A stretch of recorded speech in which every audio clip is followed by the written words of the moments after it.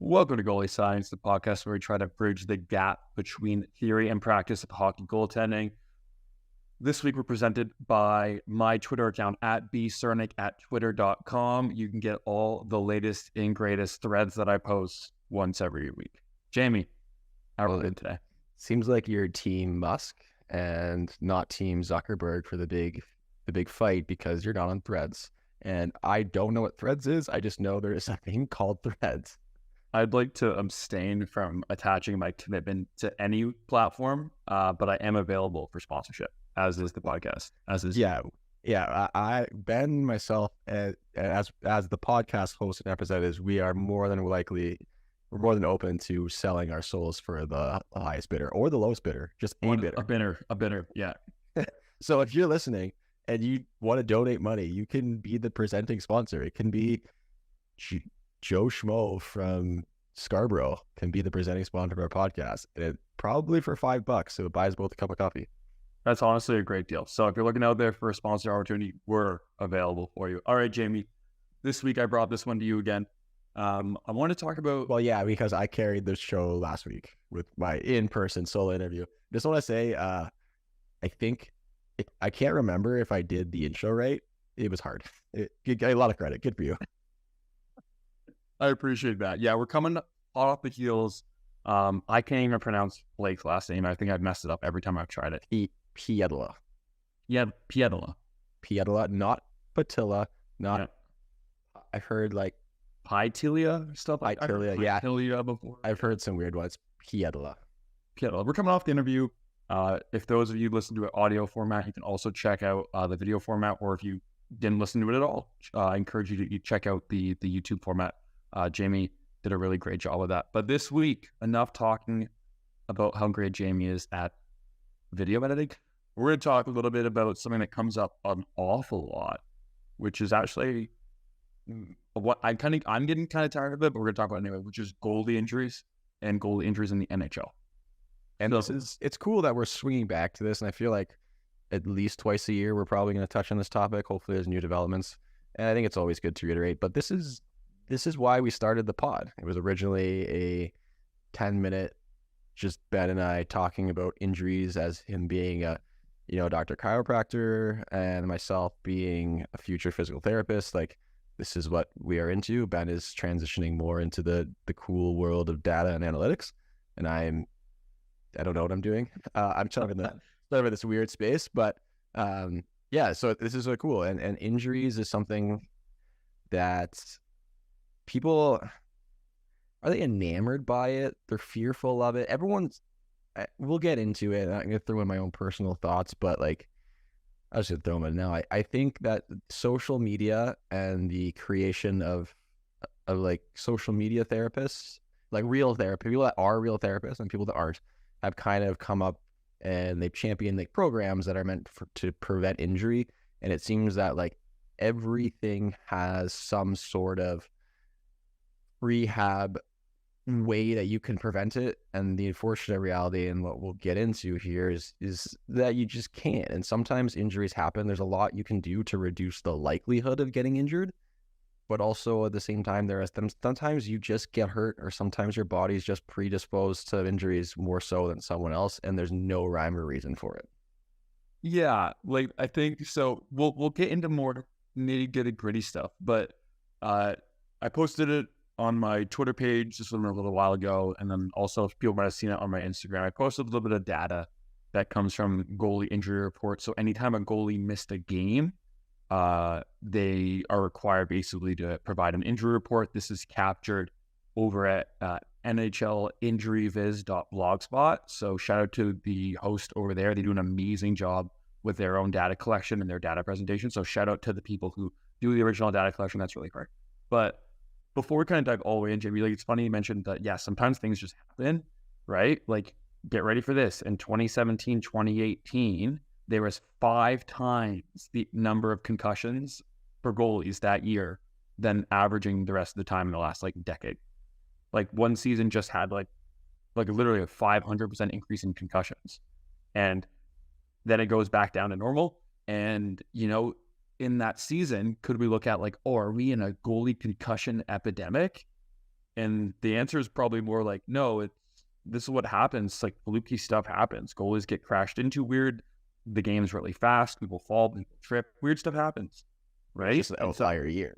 Yeah, and that's again like anytime, and that's maybe the lesson for the rest of the podcast. Before we get there, the lesson is like don't get caught up in random small increases. And don't get caught up too much in the moment. You got to kind of take a step back and look at bigger trends. It's really easy. I would much rather say that everyone's hip injuries is because of RVH, and knee injuries, and ankle injuries, groin injuries, and bruised egos are all from RVH.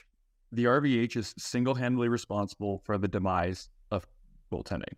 But according to some of the DMs I get, you would think that. Yeah. And so so at the forefront, all right, let's dive into the data. At the forefront, I want to give people full credit where credit's due. If you look at the last 3 years, so I'm talking since the NHL came back from the bubble into the 2020-2021 season. For the past 3 years, if you look at those 3 seasons outright for the amount of times a goalie was listed as injured, people are correct. There has been more injury report listings for goalies the past 3 years than in the past. The past 3 years have had an average of mid-90s, high 90s. Previously, you would have seen something more in the mid-70s. So we've seen 18, 20% increase relative. So I can understand people's kind of jump that injuries are happening. But I wanted to actually look a little bit deeper at what is going on there. And one of the things that's kind of interesting is anytime you look at goalie injury data, if you take a really superficial glance at it, you'll see random jumps and random spikes. When you zoom into those years, you always find a random trend. So, for example, I mentioned the concussion thing.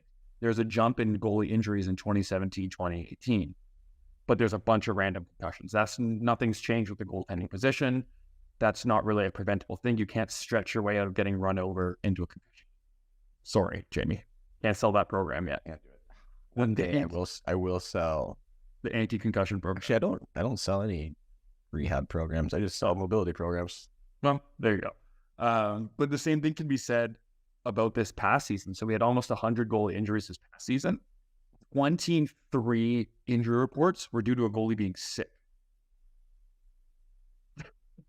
So you go from 100 injured reports this season. Well, almost a quarter of them are just goalies who were under the weather or reported as under the weather. So right off the bat, it's almost like we've kind of come back to that usual mid 70s, low 70s trend. We're pretty close that way. And then again, you look at something like 2021, 2022, there is a random spike in upper body injuries out of nowhere. There's a 100% increase in upper body injuries from the years before. And that is largely responsible for some of the jumps in injuries. And so just even talking about that before we get into the hip stuff, I wanted to raise that first to be aware that people should look out for these random trends, these random variants we see at hockey. If you're a hockey fan, you're a hockey coach, player, anything, you should know that the sport can feel really random at times. And it's true for injuries, and it's true for goaltending injuries specifically. So, Jamie, before I talk about hips, or anything else out there? I would just say, when it comes to, it's easy when you're analyzing data and you're trying to make here nor there of it, and you're trying to look at some sort of correlation. I guess try to be objective. It's easy if you look at hips and knees. Everyone's going to say butterfly RVH is a problem. Well, there could be a lot of things. It could be that goalies are more prone or more getting more comfortable saying that they're injured, or starting guys, maybe they don't want to play as many games anymore, or their goalies are more comfortable with their third string guy getting some game, or whatever it is. And if you look at different things in terms of yes, if you look at some of the data, yes, the number of injuries are going up, but also the training and the preparation that athletes are doing each year, the science behind performance is getting better and better. So everyone's doing more and more to protect their body, to quote unquote prevent those injuries. So there's a lot of things it could be, and it's almost impossible to draw any correlation. And it's definitely impossible to draw any causation into why this is happening. And we'd have to group the data into specific injuries, and then you'd have to group the data and the variables into time and specific, it would just be so much work, because if you're including having a cold in with having a grade 3 groin strain, then you're comparing apples to oranges ultimately, but it all comes down as injuries at the end of the day. And so it's tough, but I'm curious to see what the data says about hips and groins. Well, Jamie, I'm glad you said that, because I did spend that time grouping it into. I know you did. I feel it. I knew you were going to. So first off the bat, the past few years have seen more number of games missed by goalies. 100% true. People are right to say that. You got to also immediately keep in mind that we have had the greatest number of goalies just like shutting it down for a season in the past couple of years than we have in the last decade. Examples of that include Ben Bishop, who obviously went on LTIR, Harry Price, who went on LTIR. People might not remember this because it happened early last year. Jonathan Bernier's now missed 100, almost 40 games. I didn't even notice he was in the league, which sounds like he's been in the league for a long time. Good goalie, really good career. Like he should be again, really good goalie, done really well for himself. But yeah, he missed 50. I have the numbers right here. Missed 58 in 21-22, and he missed all 82 this year. Yeah, and then on top of that, let's add in Robin Lehner, who went out with back, hip, knee, like everything last year. So the jump in number of games missed by goalies is really largely explained by a couple people. So I think first and foremost, that's a really important detail to include. So all the games missed by those goalies is included in the total number of missed games. Oh, well, so that skews your data then. Yeah, exactly. That skews the mean. Your mean data is very skewed. What's the median then? Well, it all kind of looks the same. I looked at just total games missed as an idea, and the times that you have increased total misses are largely, you can attribute them to when you take those people out, there's a lot less goalies that missed a significant amount of games. And I have the numbers here. Yeah. So I looked at what seasons had goalies miss over 30 games. And 21-22, so not this past year, but the year before that, had 8 goalies miss over 30 games. Before that, most seasons had 1, 2, 3. So there's a bit of a jump. And again, like I said, we just talked about, Ben Bishop was on LTIR, didn't play at all, right? Bernier goes off. I'm always mess his name up, and I feel really bad doing it. But Daniil Tarasov, who's with the Blue Jackets or was with the Blue Jackets, missed 52. And so like there's just an increase in a couple people missing a lot of games. That's what has driven game numbers missing up. But I think that's really important to say. But I also looked at, I want to see hip, groin, lower body. That's the kind of injuries we hear a lot about. We're hearing about, goalies are going down too much. They're doing RVHs too much. Surely that's impacting hip injuries. Again, you take out Bernier and Lehner, who are these outliers in the data, having, required a very specific surgery. And you can't really attribute anything. You can't say Robin Lehner used too many RVHs, which is why he needed 3 different surgeries. I think that's a bit of a more complicated issue. But you take those guys or adjust for those guys out of the data, and there's no increase in hip. There's no increase in hip number of games lost. No increase in lower body number of game lost. It's just kind of pretty static. There's not a significant change. There's some variance year to year. It's totally normal. Some years will have a little bit less. Some years will have a bunch more. But on average, it kind of holds itself. And so ultimately, I think we can really put the pause on the panic is what I wanted to say. And I think that's a really encouraging message, is like if the people who are doing this as their full-time job, the ones who are doing the most work at the highest level, and if we think of exposure to injury and exposure to activities in healthcare and your schooling and then my schooling, you often talk about this idea of like a U-shaped distribution where like if you don't do a lot of anything, it's not great. And if you do too much of anything, it's probably not great. A good example of that is like running. If you're like an elite marathoner, you're more likely to experience some injuries because you're doing a ton of mileage.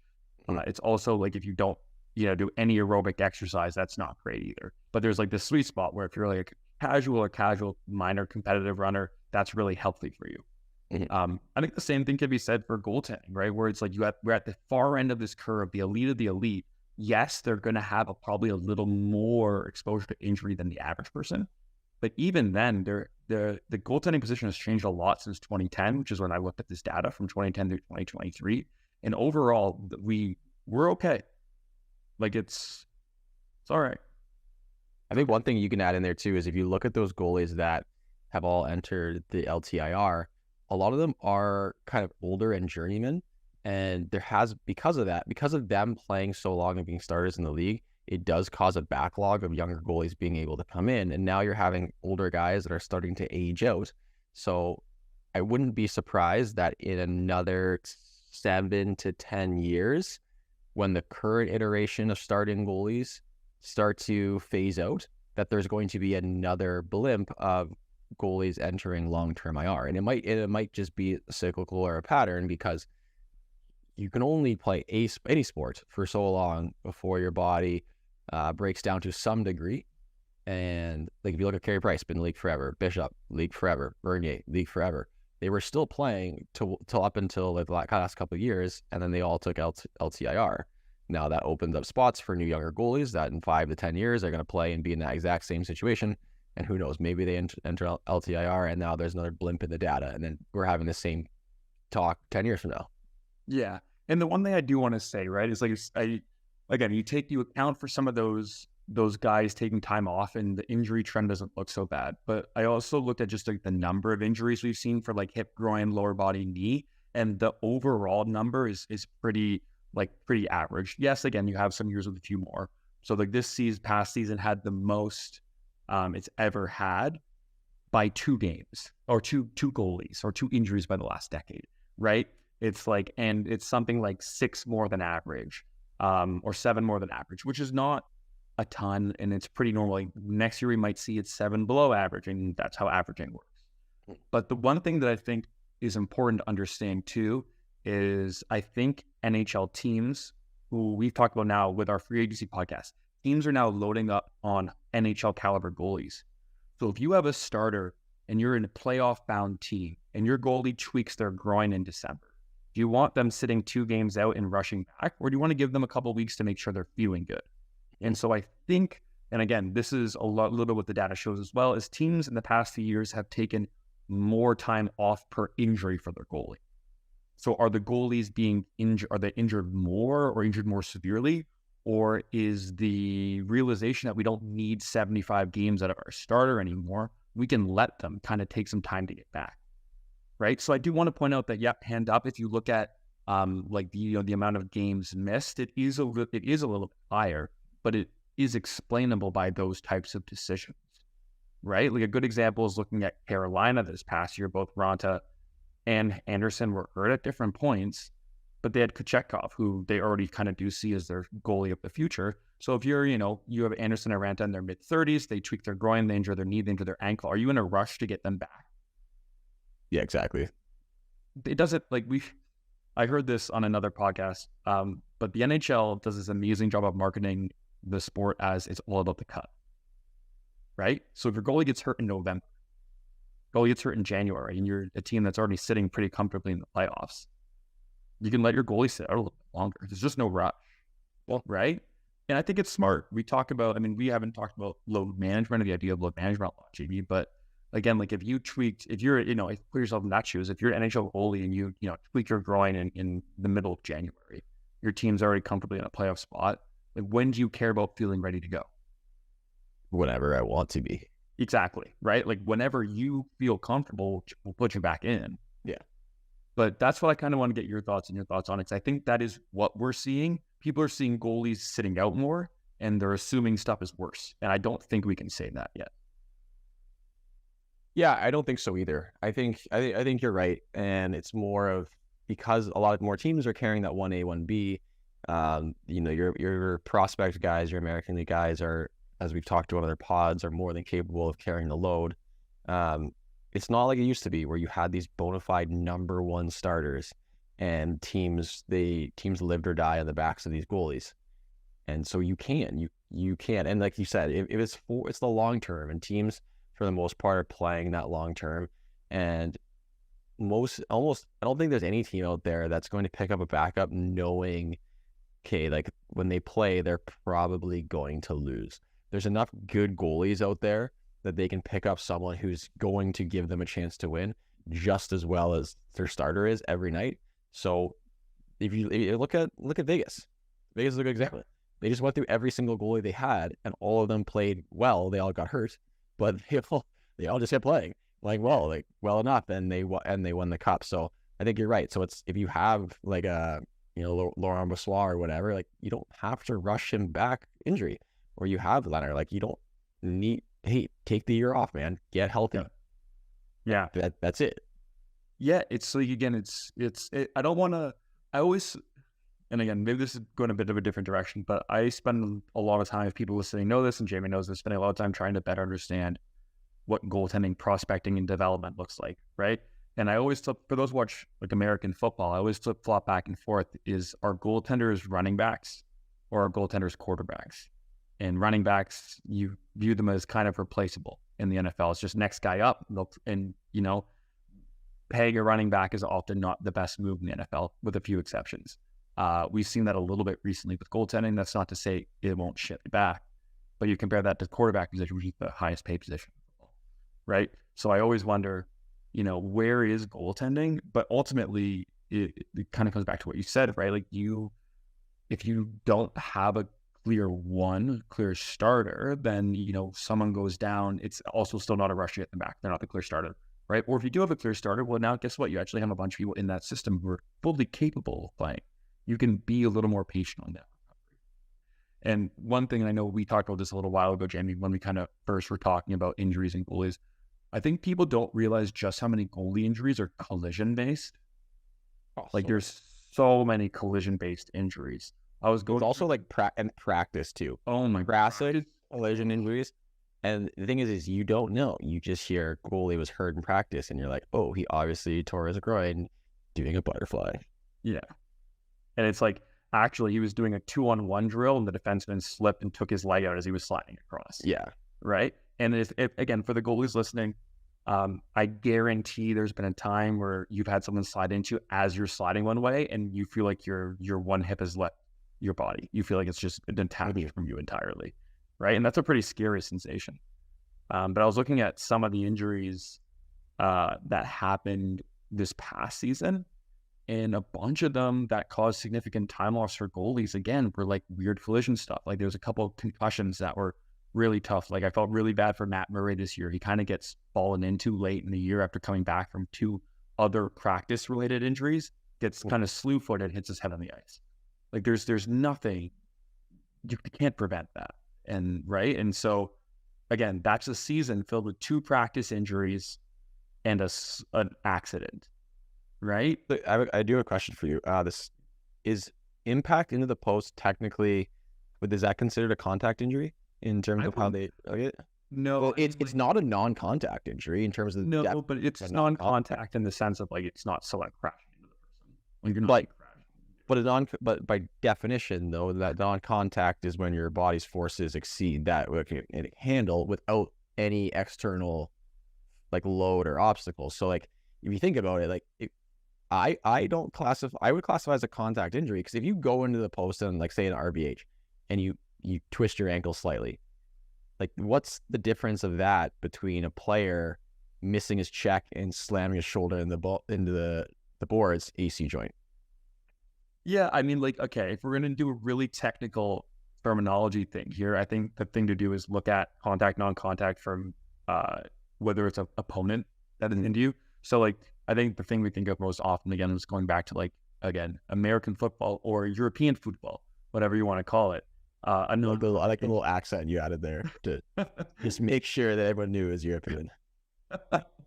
I'm not sure what accent that was either, but it's... if you think of like a plant and twist, like a wide receiver running, plants twist, and their knee collapses, they tear their ACL. No one hit them, so we call them non-contact injury. I would call that still the same thing. If a goalie is making a play, like a good example is like Logan Thompson's injury this year. So Logan Thompson had a lower body injury this year. It was, if you go and watch the clip, and you can kind of look it up. If you want to know, it's February 9th, 2023. You can just Google that, and unfortunately, you'll see the injury. But it's one of those plays as a goalie and a goalie coach, you're watching it happen, and it's such a broken play, and it's like 20 seconds long. And since you know that an injury follows it, you're like, when's it going to happen? And it could have happened about 6 times before it happens. He's just like sliding, person falls into him, gets up, sliding, dives. And then his foot gets stuck, his leg goes the wrong way, and the rest is history, right? But I think those type of things, when you watch those types of plays, it's really, and you see just how many people back, like Anton Forsberg got crashed into and his knee exploded this year, MCL injury, right? When you start looking at what the actual injuries were, I think we really got to pump the brakes on how bad we think butterflies and RVHs are. I think so too. I think a lot of the rhetoric around it is just because there's so many kids at a younger age. Yeah, that's like having that. But then there's, again, that would be a whole other podcast when you're looking into the demographics in terms of hip structure and impingement and growing bones and impact. So that would be a whole other thing. But in terms of the NHL data, yeah, like it's, you can't point the finger at any one thing, and the trend isn't, there's more and more injuries, but the types of injuries that we all think are happening are not increasing at some substantial rate. Yeah, it's like a tiny slight increase that could very well go down. And again, I think the big jump there's also 2 new teams, which means 4 new goalies. Yeah, and that's a huge part of it too, right? Like it's another really good point that I actually, my data didn't adjust for team by year, right? And so that's a great caveat to point out that, yeah, since Vegas came in 2017, right? I think so. Since 2017, yeah, we've had, I think we've been here 6 years, yeah. Yeah, we have, between Vegas and Seattle, there's more goalies, right? And it's not just 2, right? It's realistically 3 guys are probably going to play for most teams. So yeah, you have just more exposure to games. You have a more amount of games now than playing the NHL. And so ultimately, yeah, that is going to bump the numbers up, right? I did adjust in my data for the shortened seasons, because there were 3 shortened seasons in the past since 2010. So, partial points for me on that one, but I didn't adjust for changes in number of goalies in the league, which is a really great point. And so there's a lot to kind of consider here, but ultimately I think if we can take a trend at the professional level and adopt it down into our youth sports demographic, or our kids, our teenagers, our junior guys, our college people, I don't think you need to have a big panic button about how you're training and how you're playing, right? Ultimately, if the way you're playing is causing you discomfort and pain, then yeah, you should reconsider what's going on there. That's not the conversation. Is there a blanket statement we can say that, doing this type of movement or training this way is going to cause problems? No, I think we should be really conscious about not saying that, right? And now, before anyone gets mad at me, Jamie, don't think you should use an RVH all the time. So I'm not defending it positionally. Well, I am defending it from it's just another save selection. Yeah, right? And it's like when I reposted that old video I made about the Whiteside study about the stopping being highest impact. I needed something to post, so I posted it, and I knew it's going to get a lot of clicks. And it's a well done video. No, but the comments were like, "Stop T pushing." I'm like, no, you just have to accept that this is part of the sport, and there's a lot of things, like, you can't reduce the impact, but again, then we can get into load management, we can get into general strengthening the hip musculature, and then we can do all these things. But some people are going to be more predispositioned to developing FAI or developing some sort of hip impingement than others, and that is just the way it goes. And yeah, it's a roll of the dice, right? So I think, again, if we think about who needs hip surgery, and there's actually the debate around FAI hip surgery is still pretty interesting. There hasn't been a ton of studies on it, truthfully. And because of that, there is some confusion around how beneficial it is. Right now, it looks like surgery is, on average, a little bit beneficial compared to not having surgery. But again, that is such a complicated process. And if anyone's experiencing pain discomfort, you should definitely go see a healthcare professional. Go do that. Don't listen to 2 people on a podcast and know if they are educated. Go get your proper. Well, our advice is always go see a healthcare professional. Yeah, that's pretty much always. Anyone that ever messages me, it's like, hey, go see a PT. Yeah, go see a PT. Yeah, just go see a PT. And then they're like, well, no. I'm like, well, I don't know what to tell you. Like, I can't just do a program because I don't know. Just if you want to stretch, here you go. But otherwise.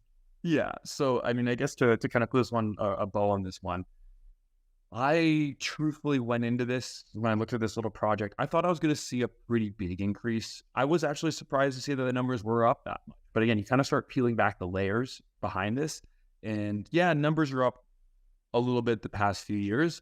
But I think the conversation and the way we've approached things has really shifted. I think the data is a little saturated by some of those like long-standing injuries. And then ultimately, I do think teams are being more cautious with return to play with goalies and not rushing them back. Another good example is a guy like Thatcher Demko this season. Like he had a great season in 2020. The Canucks really bad. He was a goalie. There is no reason to try to rush him back. The Canucks are bad this year, right? Like don't rush back a goalie and get them more hurt when they can take time, right? And so I think like the takeaway message for me, if I'm a younger goalie or goalie parent, is don't rush to return back. I actually, I've been giving a talk to young athletes at the camp about injury prevention, quote unquote, injury reduction, and like what they can do. And one of the things is just follow return to play protocols. You don't rush it. And then actually, if you look at the number of injuries in general for all players, including goalies, between NHL, college, and junior, the numbers are higher in like amateur hockey. And I do wonder if that is because players are still fighting for a position over in the NHL. Like Frederick Anderson's always gonna have a job, so there's no need to rush him. Versus if you're playing major junior and you're looking at your draft year and you're missing half the year, it's tough to get drafted. So there's another thing to consider. I don't have any hard evidence. It's just the thought that popped in my head. Yeah, and you're entirely right. I guess kind of extending this here, but there's even a big debate, and I brought up ACL injuries before. There's a big debate on how long people should wait to return following ACL surgery, right? There's some advocates who have pushed for waiting up to almost 2 years for a return to sport, which to a 15-year-old probably sounds... That could kill a career. Right, exactly. Right? Meanwhile, you look at other situations, and there's documented stories of this, of professional athletes who tear the ACL, don't get surgery, and come back in 3 months and play. I was listening to a Science for Sport podcast with the physio for one of Australia's rugby teams, and they had their player played 2 days later on a tear from an ACL, and it was just like, and it's like, well, shit, everyone, no, but then he did a good job talking about the caveats about how well trained this athlete was, right, and how they sustained it and managed it, and he ended up getting surgery after anyways, and all these things, and so it's like, there's always going to be outliers. There's always going to be variables. And so, you know what you should do, other than subscribe to Ben's, my Patreon and Ben's Twitter, go see a healthcare professional. If you have any questions or anything like that, and if you're wondering, if you're going to message us, what's your injury? Go see a healthcare professional. That is unfortunately always going to be the answer. But yeah, Jamie, let's wrap it there. I wanted to say again, it's been a really interesting study. You can or a little project that I worked on. You can kind of read more about it over on my Twitter. Again, it'll be in the show notes of the show. As always, for people listening, whether it's on YouTube or your favorite Spotify or your favorite podcast app, we appreciate everyone who gives us a like, a subscribe, and we appreciate those who are sharing it. As always, it means a lot to us. Yeah, because we hit top 100 for hockey podcasts. Yeah, we're a top 100 hockey podcast, and we want to say thank you to everyone. Yeah, that is really, when Ben told me that, I had a big smile on my face, because I think that's really cool. Because we are just two healthcare, sports, and fitness goalie nerds, and we like informing. And the fact that enough people listen to us that we're in the top 100, thank you. Continue to share. We appreciate it. Until next week. Yeah, until next time.